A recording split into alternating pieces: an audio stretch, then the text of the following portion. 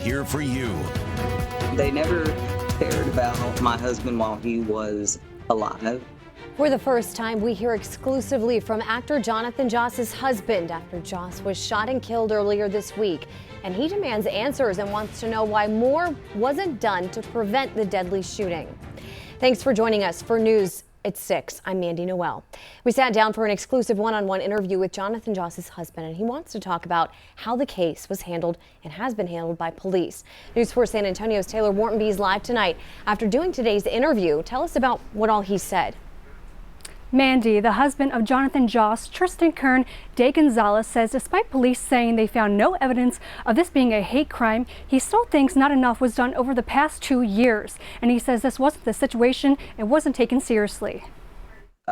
Jonathan was killed not only for being in the LGBT community, but also for being an Indigenous man. Tristen Kern de Gonzales, Jonathan Joss's husband, spoke out saying the death of his husband wasn't just a tragedy, but failure of the system. Almost 2 years, longer than that, Jonathan and I tried to go through the proper channels, make the reports, and nothing was done or taken seriously. We obtained this video that shows Joss yelling at someone in the neighborhood. We also know police had been called out to the address more than 60 times over the past couple of years. Tristen says he also tried to make reports to the San Antonio Police Department and wonders why more wasn't done. They never cared about my husband while he was alive, so I really don't expect them to do much now.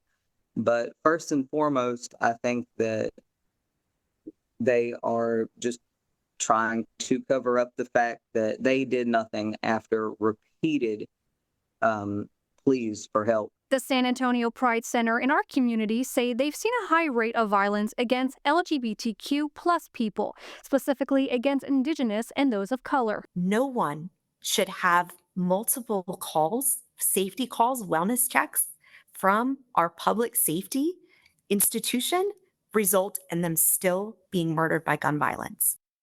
We reached out to the San Antonio Police Department regarding these claims, and we are waiting to hear back. Although earlier in the week they said there was no evidence this was a hate crime. For News 4 San Antonio, I'm Taylor Whartonby.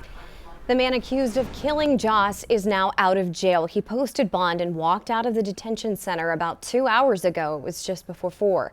News 4's Phil Sterling is live. You were there when it happened, Phil. Bring us up to date. That's right. Sigfrido Alvarez was arrested on Monday and he was granted bail the same day. But just a few hours ago, as you said, he walked through those doors that you see behind me here at the Bexar County Jail. Now, when he did, he walked out wearing sunglasses and a mask. 2 others were with him. One was holding an umbrella to hide him from our cameras. And when he ran, so did we. I asked him what he thought of the allegations just before he was shuffled into a car which sped away. Before coming to the jail today, I was able to talk to one of Jonathan Joss's brothers, but he felt uneasy about the case, so he didn't want to be on camera. George Gonzalez says he loved to hear his brother bring up some of the work he'd done, like playing John Redcorn in the show King of the Hill. John would break into that Redcorn voice from time to time. People thought it was hilarious. Though Gonzalez hadn't talked to his brother in 8 years because of a family dispute, he fondly remembers Jonathan. He was giving. He enjoyed making people happy. Especially his fans. In that business, you're paid for autographs, you're paid for photos, and people would sneak up behind him and take a quick photo. And I'd try to stop him and say, hey, this is his business. And he'd say, it's okay. Gonzalez's brother says that although he heard reports of Joss acting erratic, he says his family has no history of mental illness. Phil Sterling reporting live, News 4 San Antonio. Joss was also on a podcast last weekend during a trip to Austin. The podcast mainly focused on Joss's role in King of the Hill, but he did speak about when his house burned down in January.